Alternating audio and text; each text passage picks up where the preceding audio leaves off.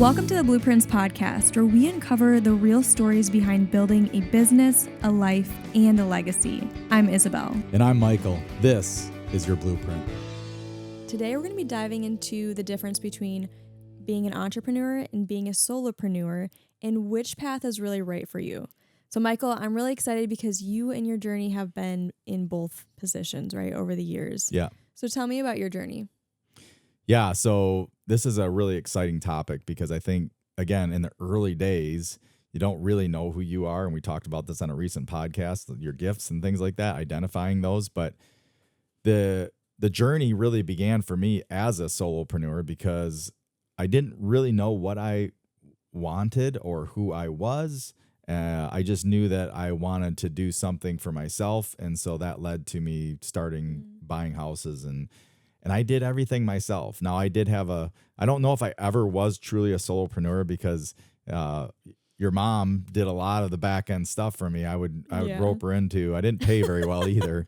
And that can be a hard thing as a solopreneur because you're always trying to keep costs down. But here's what I'd say. A solopreneur, and in the construction industry, there is a ton of solopreneurs. It's actually the majority of the tradespeople that own their own companies are mostly solopreneurs. They're really not trying to have a bunch of people work for them. In a lot of cases, they would rather just work by themselves and not have to have the headache of all the things of a business. So I define a solopreneur as you're a one-person operation, and it could be in construction. It could be like my tailor, Lee Taylor. She works all by herself, and you could be a solopreneur accountant, consultant. There's a lot of solopreneur opportunities where you don't have anybody else working for you. As an entrepreneur, it's more about team. It's more about building a team and developing people around you that can do and creating great roles and creating a culture where people love to work. And I would say that's the biggest difference between the two of them. And another way to test the litmus test for this, it would be take a 3-week vacation and what happens when you come back. So as a solopreneur, you're going to have zero income during that time. As an entrepreneur, you're going to come back to a company that's still running. Now, they're going to have missed you probably as an entrepreneur if you're still working day to day in the business, meaning you still probably bring a lot of energy and a lot of exciting things, but you can actually leave the business, come back, and it's not on fire. It's still working. Yeah, absolutely. And you've really leaned into the entrepreneurial journey and love to coach and build up a team. But you've been, like you said, in both positions. Yeah. I mean, it's exciting. I think back to my solopreneur start, it started on a part-time basis though. Okay. Interestingly enough, I still had a full-time job. And so then on my nights and weekends, I was doing this house gig, buying houses and flipping them or flipping them and turning around them and selling them or keeping them as rental properties and then managing and getting into the management business. So, and you're a jack of all trades if you do something like that where you need to have forms and, know how to evict somebody or know how to, collect rents or whatever that you don't, you got to learn all that. Yeah. You don't have a department that handles the late fees and all that kind of stuff. So, but as a solopreneur, if you were a solopreneur that was a trim carpenter, you get to control the quality. You get to control what job site you go to every day. As an entrepreneur, you got multiple job sites and you got multiple trim carpenters. And so you're developing those people to be able to do those things that only you, when you first started the business, were able to do.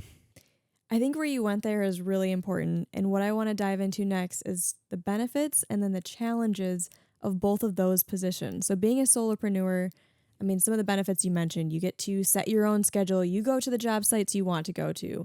Or being the entrepreneur, maybe one of the drawbacks or the downsides is like, you've got all these projects going on in our business, right? Yeah. And like what the team says they need you at is the one that they need you at. Like you don't really get to choose at a certain point. It's like you go where the need is and where you need to be to develop the team. Yeah. Yeah, one story comes to mind, and it was early on in my journey as starting to become an entrepreneur. I had this was back in 2006, 2007. Actually, it was 2007, and the economy was booming. Housing was at an all-time high, and it still hasn't reached back to those numbers of houses that were being built, at least in Michigan. It was somewhere around 45,000 houses in the Wow. 2007-8 era. Well, the crash happened in 2008, right? Yep. So as I was developing a company, what happened was I had gotten a pretty big account, and we were building front Oh porches, yeah, I yeah, remember that. for a company here in Michigan, and the economy dropped, and they stopped paying us. And Mhm. as a newly budding entrepreneur, I was now in a position where I had I think I had four guys that were working with me, and I was primarily, I wasn't primarily on the site anymore. I was starting to go out and just do estimates and handle all the, marketing stuff and Yeah. working on the back end stuff. And I was starting to have time, a little bit of time to do that. I was still having to visit job sites. I was still creating material lists. I was still doing a lot of the things that you might do. But that winter, so basically what happened is that year, the economy crashed. We went from doing like, I think we had 50 projects that we did for that company that year. Plus I was doing other custom stuff, Mhm. to zero from them. So all of a sudden Wow. I got nothing to do. They stopped paying us. So I was going into the slow months in Michigan with the cold winter coming, and I came across a project that there was a solopreneur builder. His name was Rich, and got to work with Rich, and that was such a gift for me, and it was such a contrast for me about Rich and how he ran his business and kind of how I wanted to run my business. I learned so much from Rich. Rich was one of the best builders that I've ever been around. He grew up in the lumber industry. His dad was an entrepreneur, Okay. and then he carried on the tradition, and he remained a entrepreneur, but he really decided to be a solopreneur. So when I Mhm. met Rich, he pretty much worked by himself, and his dog was always with him on the job site, and he could do the CAD drawings, he could do the custom framing things, he could do the high end trim. He just knew how to Mhm. do everything in the building trades. I mean, even to how he tore down walls, like he had the best technique for Wow. everything, because he had done it all so many times and gotten so good. And I think that's the real gift of a solopreneur. The drawback is they can only do so much work. There's only so much output that one person can give Mhm. back to the marketplace. And in order to get the kind of skill set that he had to work at that. He wasn't like that. I started working with Rich in maybe the later part of his career. So he had 40 years, 50 years of Mhm.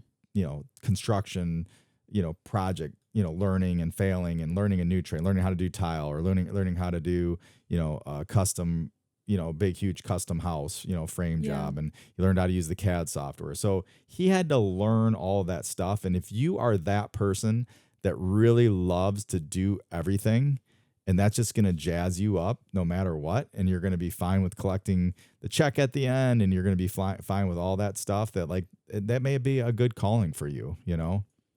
On the flip side, for me, the beautiful thing about that is I got hooked up with Rich that winter, and he needed a crew to help him with this large project that he had was working on down on a lake. And so me and my crew ended up working for him, at a much lower rate than I was charging other people at that time, or Sure. prior to the crash. So got to work with Rich, and I got to learn a lot from him that winter, and I was able to keep all of my guys on staff, which Mhm. was really important because, again, I had I had zero money in the bank that winter because that builder didn't pay us. And it Wow. wasn't really till the following October that we actually got paid, and it was miraculous that we even got paid. And I know that, like, that is a pro and a con. So as a solopreneur, if I didn't have the ability, because I was building a lot for that builder, because I had multiple guys and I had multiple crews. Mhm. And so I was amassing a big accounts receivable, which was great. But if I was if that was my only account and I was a solopreneur, like I would have been out of business. I mean, I basically would have had to go find, and I pretty much was out of business. We didn't shut the doors, but we were pretty close. And if it wasn't for that one job with Rich, I wouldn't have gotten through that winter. I mean, maybe something else would have come up, and that's really how it comes. And I think for both the entrepreneur and the solopreneur is a lot of faith in owning a business. I think the stretch for an entrepreneur is you have to build people, and those people are a direct reflection on who you are.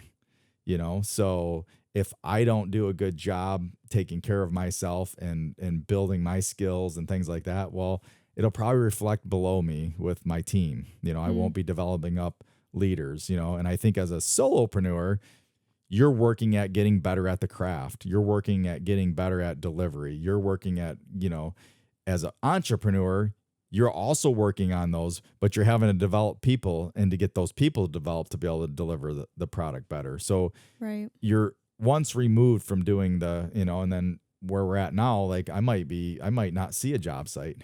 Yeah. I didn't even visit a job site, and we built it, so 25 years later, we're, from where I started in business, doing everything myself to now where we're at, it's just a whole different mindset. It's a whole different belief. It's a whole different way of doing it. And there's a lot of things that you can do as a solopreneur that you can't do as an entrepreneur. You'll often find that using the construction industry, but I think this goes for most industries, a solopreneur is limited on their ability to do customer service or follow through or, getting back to a job site, because now they're off to another large project and they're going to be on that for 3 months and they can't get back to do another project for that homeowner, or, to be able to be available, where with a company that has multiple crews and has, a business model in place, they're able to service a lot more people in the marketplace.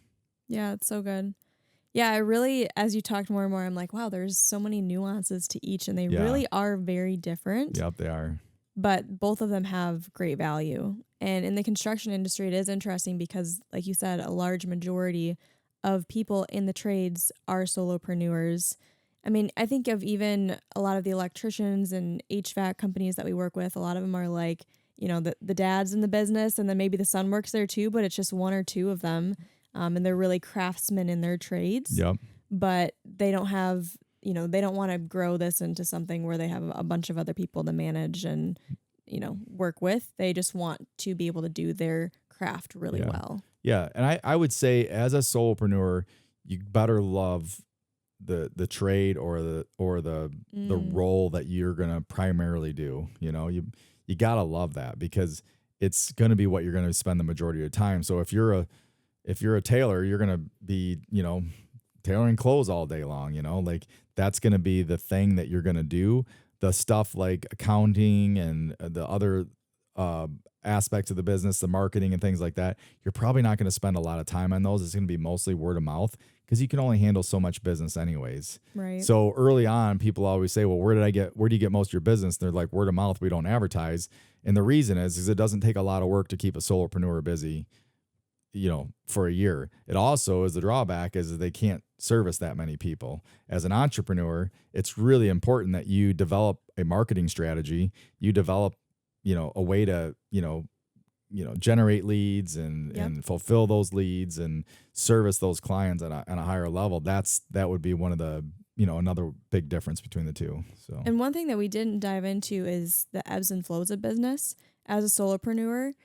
I mean, I remember you experienced a lot more like, okay, we've got all this work, and then now we have, no work, and all this work and no work. And it just seemed like really high peaks and low valleys. And I mean, not that we don't have that today. We definitely still do. And seasonally, like you get different requests from people, but you have less of that because you have more of like a larger organization working to, you've got 8 salespeople out, and they're all doing they're all self-generating deals and in the network. So you have less of that. Yep. And that is a big challenge as a solopreneur. You're out doing the work, and then all of a sudden you're out of work, and then you're like, where's my next job? And it will come along if you stick to it, but that is, you can really get focused in on just completing the project that you're on, because it takes so much energy, to do the project or to do the you get in a big account, let's say, you know, and you got this big Mhm. account that comes in and it absorbs 90% of your working hours as a solopreneur, and then all of a sudden that account ends. Well, now what do? You know, because you haven't been out talking or you haven't been out, you know, generating other business, and it can dry up pretty quick. Yeah. So, but as also, I think, say on the flip side, on the entrepreneurial side, as you build a business, as you grow your production, your output, your operations, if your sales don't keep up with that as you're growing it, you have to build your sales. You got to have sales first Mhm. in order to get the work done. You know, there's no work to get done. There's no, you know, no sale, no work, you know? So, Mhm. um, just there's always an ebb and flow and a balance in a business. And it's just part of being an entrepreneur. So Yeah. if you don't like that, and You don't I'd like a say the little risk. majority of people don't like that, it's good to have a job and have that consistency for you, because I think that's probably one of the biggest challenges for entrepreneurs is the ebb and flow, and learning how Mhm. to manage that and their income and The stress that can come with that. I yeah, mean, there's so yeah, much when you're, up in the air with your income. yeah, yep. And I will say this is one little plug I'll give today is that you know, I think all stress is really created in the mind, you Mm. know. And what I mean by that is, yes, there are, as human beings, we're going to go through very hard and difficult things in life. You know, we're going to lose somebody that we love. We're going to lose a dog. We're going to, you know, have that pain that we're going through. But the side of it of like worrying about something that hasn't already happened as an entrepreneur, you know, how many of us are sitting and thinking and worrying about, you know, a project failing or something happening or going wrong? That's creating your own stress. Now, thinking about those things and then putting tools in place and systems in place and a management process and system in place to head that off before it does go off the road, but that doesn't have to be stressful. That doesn't have to be create fear and stress. Uh, but I would say for me and for most entrepreneurs that I know, as we grow and we let go of more stuff, it can tend to be like, man, I'm more stressed out, you know? And that's Yeah. why, you know, I've heard so many people along the years of like, you know, I grew to this point and I just decided that I didn't want all that. There was too much stress, Mm. you know? But I would contend and say that all stress is created in fighting with reality, you know? What does that mean? Well, it just means that, well, reality is what today is. And so I have to deal with reality. If I got a problem on a job site, if I got an upset customer, if I have, a team member that's sick or decided to leave, or, you know, a key member of the leadership team or whatever could happen in in your company, you know, it's part of it. As a solopreneur, if you get injured, what happens? You got to have surgery on your hand. Yeah, you can't work. You can't work, you know? And so those are all real things that could create stress.